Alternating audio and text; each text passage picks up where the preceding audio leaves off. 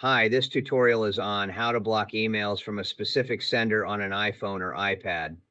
This process is shown on Outlook and on iPhone 12 with iOS 16.7. Here is how you will do that.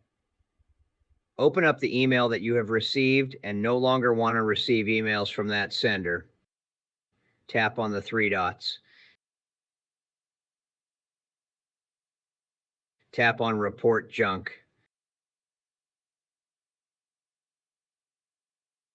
Tap on Block Sender. Again, tap on Block Sender. All future emails from this sender will be moved to junk mail folder. By the way, are you interested in the training to help you take good control of your emails, tasks, and projects and use your computer, smartphone, and tablets effectively to stay more productive?